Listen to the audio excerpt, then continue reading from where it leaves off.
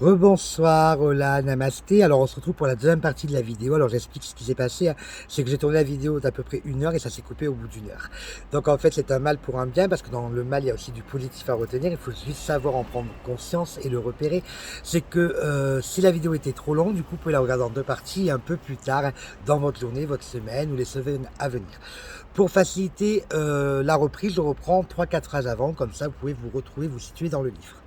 Au moment où tu t'en rends compte, sois heureux de t'en être aperçu et remercie l'incident ou la personne qui a touché à ta blessure, car elle te permet de voir que celle-ci n'est pas encore guérie. Au moins tu en es conscient. Tu te donnes ainsi le droit d'être humain. Il est surtout important de te permettre de prendre le temps nécessaire pour guérir. Lorsque tu arriveras à te dire régulièrement « Voilà, j'ai mis tel masque, c'est pour cette raison que j'ai réagi de telle façon », ta guérison sera bien avancée. Je te rappelle que je n'ai pas encore rencontrer une personne qui possédait toutes les caractéristiques mentionnées pour une certaine blessure. La description du caractère de chacun est là pour t'aider à te reconnaître dans certains des comportements reliés à ta blessure. Je récapitule maintenant la façon de savoir si toi ou une autre personne vient de mettre un masque pour se protéger. Lorsque ta blessure de rejet est activée, tu mets le masque du fuyant. Celui-ci te porte à vouloir fuir la situation, la personne avec qui tu crois que tu vivras du rejet, par peur de paniquer et de te sentir impuissant. Ce masque peut aussi te convaincre de devenir le plus invisible possible en te retirant à l'intérieur de toi-même, en ne disant ou en ne faisant rien qui puisse te faire rejeter davantage par l'autre. Ce masque te fait croire que tu n'es pas assez important pour prendre ta place, que tu n'as pas le droit d'exister au même titre que les autres. Lorsque ta blessure d'abandon est animée, tu portes le masque de dépendant.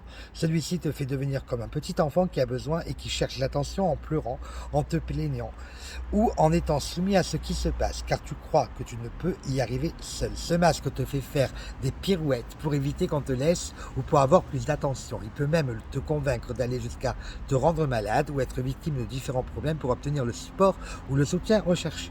Lorsque c'est la blessure d'humiliation qui est éveillée, tu enfiles le masque du masochiste. Celui-ci te fait oublier tes besoins pour ne penser qu'à ceux des autres en devenant une bonne personne, généreuse, toujours prête à rendre service, même au-delà de tes limites. Tu t'arranges aussi pour prendre sur ton dos les responsabilités et engagements de ceux qui semblent avoir de la difficulté à respecter ce qu'ils doivent faire, et cela avant même qu'ils te le demandent. Tu fais tout pour te rendre utile, toujours pour ne pas te sentir humilié, rabaissé. Tu t'arranges ainsi pour ne pas être libre, ce qui est si important pour toi. Chaque fois que tes actions ou agissements sont mentionnés par la peur d'avoir honte de toi ou de te sentir humilié, c'est signe que tu portes ton masque du masochiste. Lorsque tu vis la blessure de trahison, tu portes le masque de contrôlant qui t'emmène à devenir méfiant, sceptique, sur tes gardes, autoritaire et intolérant à cause de tes attentes. Tu fais tout pour montrer que tu es une personne forte et que tu ne te laisses pas faire ou avoir facilement, en particulier lorsque tu décides pour les autres. Ce masque te fait faire des pirouettes pour éviter de perdre ta réputation au point même de mentir. Tu oublies tes besoins et fais ce qu'il faut pour que les autres pensent que tu es une personne fiable et en qui on peut avoir confiance. Ce masque te fait également projeter une façade de personne sûre d'elle, même si tu n'as pas confiance en toi et tu te remets en question tes décisions ou tes actions et que tu remets. Lorsque la blessure d'injustice est déclenchée, tu revêtes le masque de rigide, qui fait de toi une personne froide, brusque et sèche au niveau du ton et des mouvements. Tout comme ton attitude, ton corps devient rigide lui aussi. Ce masque te fait devenir aussi très perfectionniste et te fait vivre beaucoup de colère, d'impatience, de critique et d'intolérance face à toi-même. Tu es très exigeant et ne respectes pas tes limites. Chaque fois que tu te contrôles, que tu te retiens et que tu es dur avec toi-même, c'est aussi signe que tu as mis ton masque de rigide. Nous mettons un masque non seulement chaque fois que nous avons peur de vivre une blessure avec quelqu'un d'autre, mais aussi lorsque nous avons peur de réaliser que nous faisions nous-mêmes vivre une blessure aux autres. Donc, nous agissons toujours afin d'être aimés ou par peur de perdre l'amour des autres. Nous adoptons un comportement qui ne correspond pas à ce que nous sommes. Nous devenons quelqu'un d'autre. Comme le comportement dicté par le masque nous demande des efforts, nous avons des attentes face aux autres par la suite. Ce que nous sommes et ce que nous faisons doivent être la source de notre bien-être et non les compliments, la gratitude, la reconnaissance ou le soutien qui nous viennent des autres.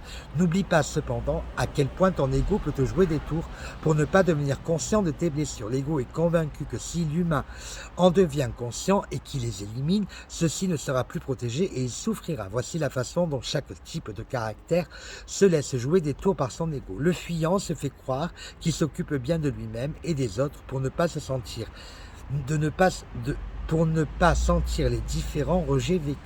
Le dépendant aime faire l'indépendant et dire à qui veut bien l'entendre à quel point il se sent bien seul et qu'il n'a besoin de personne. Le masochiste se convainc que tout ce qu'il fait pour les autres lui fait énormément plaisir et qu'il écoute vraiment ses besoins en le faisant. Il est excellent pour dire et penser que tout est bien et pour trouver des excuses aux situations ou aux personnes qui l'ont humilié. Le contrôlant est persuadé qu'il ne ment jamais, qu'il garde toujours sa parole et que personne ne lui fait peur.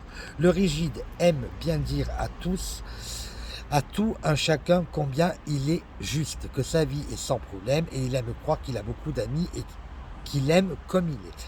On guérit nos blessures intérieures comme on se rétablit de nos blessures physiques. As-tu déjà été tellement impatient de voir disparaître un bouton sur ton visage que tu te tripotais constamment? Qu'est-il arrivé? Le bouton a probablement persisté beaucoup plus longtemps, n'est-ce pas? C'est ce qui arrive lorsque nous n'avons pas confiance dans le pouvoir de guérison de notre propre corps. Pour qu'un problème, quel qu'il soit, disparaisse, il faut d'abord l'accepter, lui donner de l'amour inconditionnel plutôt que de vouloir le faire disparaître. Tes blessures profondes ont aussi besoin d'être reconnues, aimer est accepter. Je te rappelle qu'aimer inconditionnellement, c'est accepter même si tu n'es pas d'accord et même si tu ne comprends pas le pourquoi de certaines situations. Aimer une blessure ou aimer tes boutons sur ton visage, c'est donc accepter que tu les crées pour une raison spécifique et surtout dans le but de t'aider. Au lieu de vouloir faire disparaître des boutons, tu dois les utiliser pour devenir conscient d'un aspect de toi que tu ne veux pas voir. En effet, ces boutons veulent attirer ton attention pour te faire réaliser, entre autres, que dans le moment, tu as peut-être peur de perdre la face dans une situation quelconque et que cette peur t'empêche d'être toi-même. En adoptant cette nouvelle attitude, tu ne verras plus tes boutons de la même façon, n'est-ce pas? Cela pourrait même t'amener à les reverser. Si tu choisis de vivre cette expérience en adoptant ce genre d'attitude mentale, il est certain que tes boutons disparaîtront beaucoup plus rapidement car ils auront été reconnus et aimés pour leur utilité. Réalise que ce que tu crains des autres ou de ceux qui te reprochent, tu leur fais aussi ainsi qu'à toi-même. Voici quelques exemples pour démontrer à quel point on peut parfois se faire mal à soi-même. Celui qui souffre de rejet alimente sa blessure chaque fois qu'il se traite de nul, de bon à rien, de ne faire aucune différence dans la vie des autres et faire foi qu'il fuit une situation. Chaque fois qu'il fuit une situation.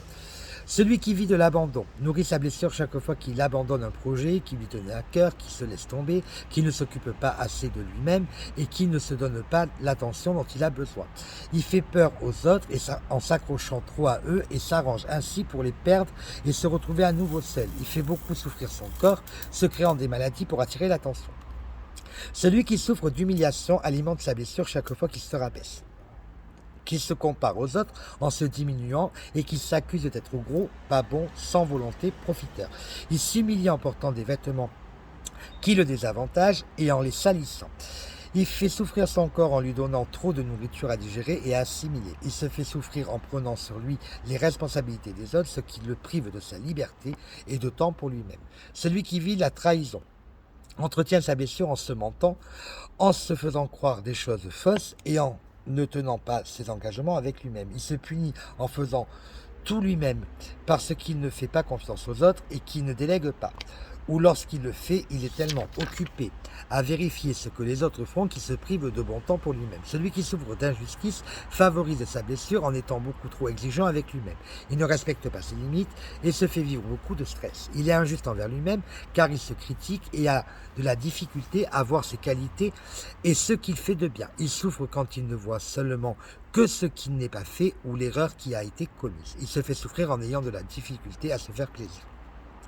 J'ai mentionné plutôt l'importance d'accepter inconditionnellement nos blessures. Il est aussi nécessaire d'accepter les masques que tu as permis à ton ego de créer pour les cacher et pour t'éviter de souffrir. Aimer et accepter une blessure signifie la reconnaître, savoir que tu es revenu sur cette terre pour guérir ce genre de blessure et accepter que ton ego a voulu te protéger en créant un masque.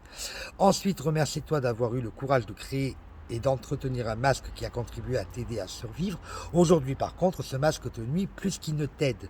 Le temps est venu pour toi de décider que tu peux vivre même si tu te sens blessé. Tu n'es plus ce petit enfant qui ne pouvait pas gérer sa blessure. Tu es maintenant un adulte avec plus d'expérience et plus de maturité, avec une vision différente sur la vie et qui a l'intention dorénavant de s'aimer davantage. J'ai mentionné dans le premier chapitre que nous passons par 4 étapes lorsque nous créons une blessure. La première est celle où nous sommes nous-mêmes. La deuxième consiste à ressentir de la douleur en découvrant que nous ne pouvons pas être nous-mêmes, car cela ne fait pas l'affaire des adultes autour de nous.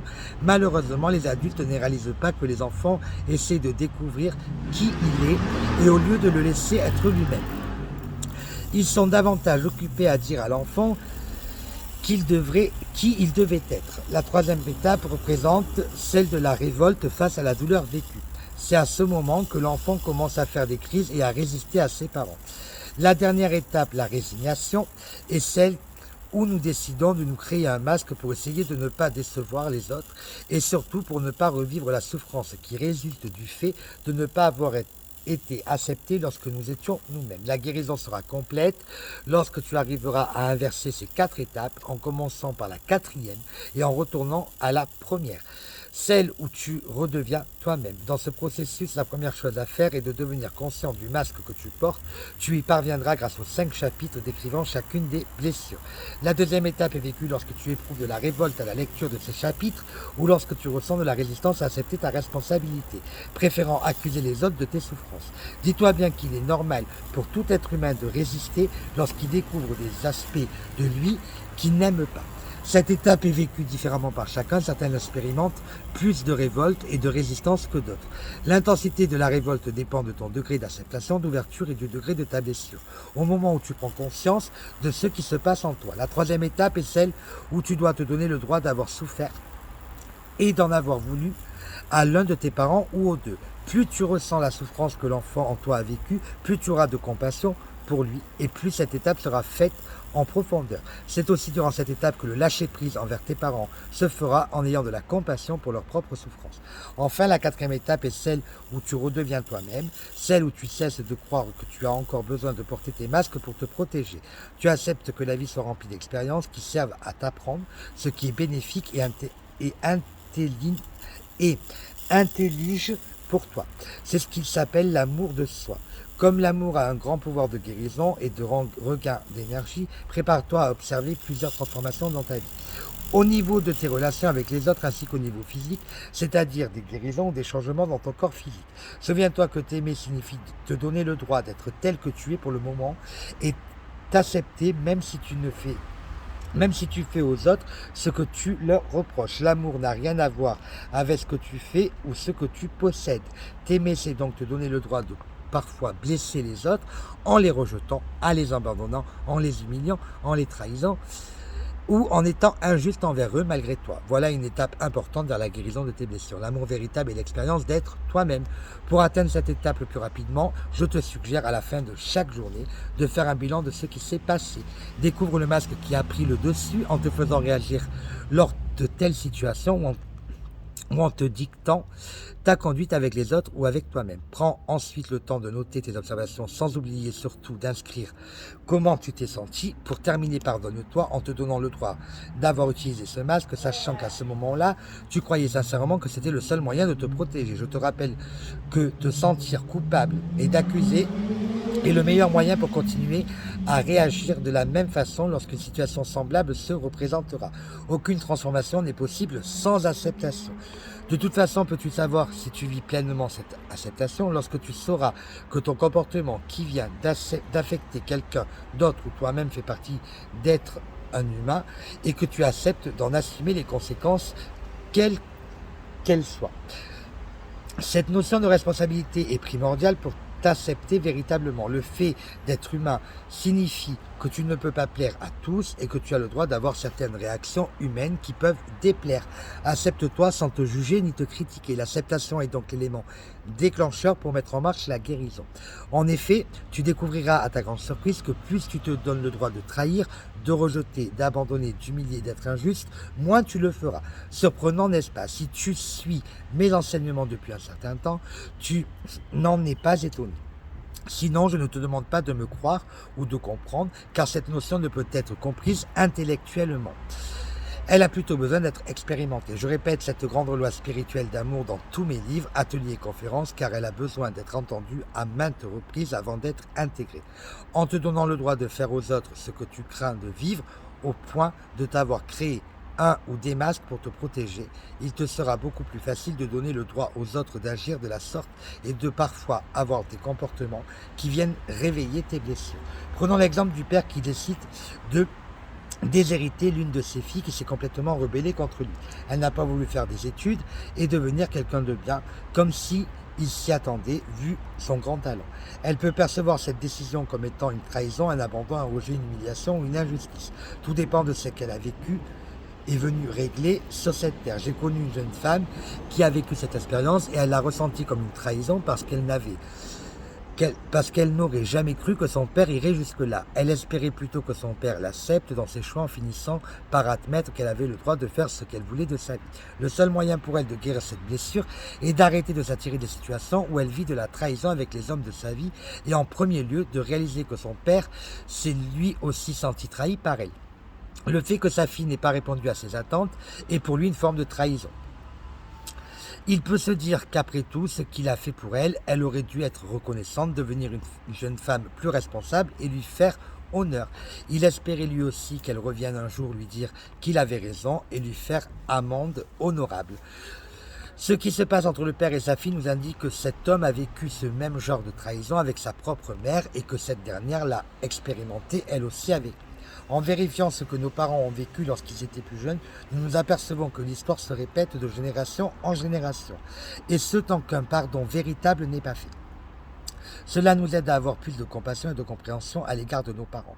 Lorsque tu auras découvert tes blessures, je te suggère fortement de vérifier avec tes parents s'ils ont connu les mêmes blessures. Souviens-toi qu'ils n'auront pas nécessairement vécu des expériences identiques aux tiennes, mais qu'ils auront plutôt ressenti les mêmes blessures et accusé leurs parents des mêmes choses que toi. Cette démarche devient facile à faire lorsque nous arrêtons de nous accuser des comportements dictés par nos blessures et que nous acceptons que cela fasse partie d'être un humain. Nous nous sentons alors beaucoup plus à l'aise pour en parler avec nos parents sans avoir peur d'être accusés. Cela les emmène à se dévoiler davantage s'ils ne se sentent pas jugés. Lorsque tu en discuteras avec eux, tu les aideras à faire leur processus de pardon avec leurs propres parents. Cela les aidera également à se donner le droit à eux aussi d'être des humains, d'avoir des blessures qui les font réagir et se comporter parfois à l'opposé de ce qu'ils voudraient. Lorsque tu parleras aux parents avec qui tu as vécu une blessure, je te suggère en plus de vérifier avec lui si il a expérimenté la même blessure avec toi. Si par exemple tu es une femme et que tu dises à ta mère que tu as vécu du rejet avec elle depuis ton adolescence, demande-lui si lui est arrivé de se sentir rejeté par toi. Cela peut lui permettre de se libérer d'émotions longtemps retenues et souvent inconscientes. Grâce à toi, ta mère pourra en devenir consciente. Tu pourrais par la suite la faire parler de ce qu'elle a vécu avec sa propre mère. Cet exemple s'adresse aussi aux hommes avec leur père. Pour plus de détails sur le pardon véritable, je te suggère la lecture de mes autres livres. Donc Écoute ton corps, tome 1, Écoute ton corps encore, tome 2, Livret collection, les émotions, les sentiments, le pardon, et ton corps dit aime-toi, dans lequel j'en parle. Je te rappelle que si tu as idéalisé le parent avec qui tu as vécu une blessure et surtout si tu considérais ce parent comme un saint, il est tout à fait normal que tu trouves difficile de te donner le droit de lui en avoir voulu. Dis-toi bien que si ce parent avait l'air d'un saint à tes yeux, c'est probablement qu'il avait la blessure d'injustice et qu'il arrivait à se contrôler suffisamment pour ne pas montrer ce qu'il ressentait. Les personnes de type masochiste peuvent aussi facilement passer pour des saints à cause de leur grand dévouement. Voici quelques moyens qui t'indiqueront que tes blessures sont en bonne voie de guérison. Ta blessure de rejet est en voie de guérison lorsque tu prends de plus en plus ta place, que tu oses t'affirmer. En plus, si quelqu'un semble oublier que tu existes, tu peux être quand même bien dans ta peau. Il t'arrive beaucoup moins des situations où tu as peur de vivre de la panique. Ta blessure d'abandon est en train de se rétablir lorsque tu te sens bien, même si tu es seul et que tu recherches moins l'attention, la vie est moins dramatique. Tu as de plus en plus envie d'entreprendre des projets et même si les autres ne t'appuient pas, tu peux continuer. Ta blessure d'humiliation est en voie de guérison lorsque tu prends le temps de vérifier tes besoins avant de dire oui aux autres. Tu en prends beaucoup moins sur tes épaules et tu te sens plus libre. Tu arrêtes de te créer des limites pour toi. Tu es capable également de faire des demandes sans te croire dérangeant, voire emmerdant. Ta blessure de trahison est en voie de guérison lorsque tu ne vis plus autant d'émotions au moment où quelqu'un ou quelque chose vient déranger tes plans. Tu lâches prise plus facilement. Je précise que lâcher prise signifie arrêter d'être attaché au résultat, arrêter de vouloir que tout se passe selon notre planification. Tu ne cherches plus à être le centre d'attraction. Lorsque tu es très fier de toi, suite à un exploit, tu peux être bien même si les autres ne te reconnaissent pas. Ta blessure d'injustice est en voie de guérison lorsque tu te permets d'être moins perfectionniste, de faire des erreurs sans vivre de colère ou de critique. Tu t'accordes le droit de montrer ta sensibilité, de pleurer devant les autres sans perdre le contrôle et sans peur de jugement des autres. Un autre merveilleux avantage à guérir nos blessures est que nous devenons autonomes plutôt que dépendants affectifs. L'autonomie affective est la capacité de savoir ce que nous voulons et de faire les actions nécessaires à sa réalisation. Et lorsque nous avons besoin d'aide, nous savons demander sans attendre que ce soit une personne en particulier qui le fasse. La personne autonome ne dit pas « que vais-je devenir seule ?» Lorsque quelqu'un disparaît de sa vie, elle a de la peine, mais elle sait au plus profond qu'elle peut survivre seule. J'espère que la découverte de tes blessures t'apportera beaucoup de compassion pour toi-même et que cela t'aidera à atteindre une plus grande paix intérieure en vivant moins de colère, de honte et de rancune. Je reconnais qu'il n'est pas nécessairement facile de faire face à ce qui nous fait mal. L'être humain a inventé tellement de moyens pour réprimer ses souvenirs douloureux qu'il est très tentant de recourir à une de ces méthodes. Par contre, plus nous réprimons nos souvenirs douloureux et plus ils se logent profondément dans l'inconscient. Puis un jour, lorsque nous ne pouvons plus rien enfoncer et que nous atteignons notre limite de contrôle, ces souffrances refont surface et notre douleur est encore plus difficile à gérer. En affrontant ces blessures et en les guérissant, toute l'énergie qui servait à réprimer et à cacher notre douleur est enfin libérée et peut être utilisée pour des fins beaucoup plus productives, c'est-à-dire pour créer notre vie telle que nous le voulions, telle que nous la voulions. Et ce, tout en étant nous-mêmes. N'oublie pas que nous sommes tous sur cette planète pour nous souvenir de qui nous sommes, que nous sommes tous Dieu, vivant des expériences dans le plan terrestre. Nous l'avons malheureusement oublié en cours de route tout au long de nos nombreuses incarnations depuis le début des temps. Pour se souvenir de qui nous sommes, nous devons devenir conscients de ce que nous ne sommes pas. Nous ne sommes pas nos blessures, par exemple. Chaque fois que nous souffrons, nous croyons être ce que nous ne sommes pas. Lorsque tu éprouves de la culpabilité parce que tu viens de rejeter quelqu'un ou que tu viens d'être injuste, par exemple, tu crois être le rejet ou l'injustice. Tu n'es pas l'expérience, tu es Dieu vivant une expérience sur une planète matérielle. Un autre exemple, lorsque ton corps est malade, tu n'es pas la maladie, tu es une personne vivant l'expérience d'un blocage d'énergie dans une partie de son corps et nous appelons cette expérience une maladie. La vie est merveilleusement et parfaite. Elle est une suite continuelle de processus qui nous amènent vers notre raison d'être qui est de nous souvenir que nous sommes Dieu. Pour terminer ce livre, je tiens à te mentionner les aspects positifs des forces en nous qui sont reliés aux différents types de caractères. Ces forces sont toujours là, enfouies en chacun de nous, mais comme mentionné précédemment, elles sont trop souvent ignorées ou mal utilisées à cause de la place importante attribuée à nos masques. Tout cela peut pour éviter de voir ou de sentir nos blessures. Une fois les blessures guéries, c'est-à-dire quand nous sommes nous-mêmes, sans peur, voici ce qui est susceptible de ressortir de celle-ci. Derrière le fuyant, la blessure de rejet, se cache une personne capable d'en prendre beaucoup, dotée d'une bonne endurance au travail, débrouillard, douée, d'une bonne capacité de créer, d'inventer, d'imaginer, aptitude particulière à travailler seul, efficace et pense à d'innombrables détails, apte à réagir, en mesure de faire ce qu'il faut en cas d'urgence, pas besoin des autres à tout prix, peut très bien se retirer et être heureux seul. Derrière le dépendant, blessure d'abandon, se dissimule une personne habile, qui sait très bien faire ses demandes, sait ce qu'elle veut, tenace, persévérante dans ses demandes, ne lâche pas quand elle est déterminée à obtenir quelque chose, don de comédienne, sait capter l'attention des autres, naturellement gaie, enjouée, sociable. Elle reflète la joie de vivre, capable d'aider les autres car s'intéresse à eux et sait comment ils se sentent. Aptitude à utiliser les dons psychiques à bon escient quand les peurs sont maîtrisées. Possède souvent des talents artistiques, bien que sociable, a besoin de moments de solitude pour se retrouver. Derrière le masque masochiste, blessure d'humiliation, se camoufle une personne audacieuse, aventurière, possédant de grandes capacités dans beaucoup de domaines, entre autres. Connaît ses besoins et les respects, sensible aux besoins des autres et capable aussi de respecter la liberté de chacun, bonne médiatrice, conciliatrice, susceptible de dédramatiser, joviale, aime le plaisir et rend les autres à l'aise. Et de nature généreuse, serviable, altruiste. Talent d'organisatrice, sait reconnaître ses talents, sensuels, sait se faire plaisir en amour, d'une grande dignité, elle manifeste de la fierté. Derrière le contrôle en blessure de trahison se cache généralement une personne possédant des qualités de chef, par sa force et habile à se faire rassurante et protectrice. Très talentueuse, sociable et bonne comédienne, possède le talent de parler en public, aptitude à capter et à faire valoir les talents de chacun en les aidant à acquérir plus de confiance en eux-mêmes. Capacité à déléguer, ce qui aide les autres à se valoriser, sait rapidement comment les autres se sentent et dédramatise en les faisant rire. Capable de passer à toute vitesse d'un élément à l'autre et de gérer plusieurs choses en même temps. Prend des décisions rapides, trouve ce qui lui est nécessaire et s'entoure de gens dont elle a besoin pour passer à l'action, capable de grandes performances à plusieurs niveaux, fait confiance à l'univers et à la force intérieure, capacité de lâcher prise complètement.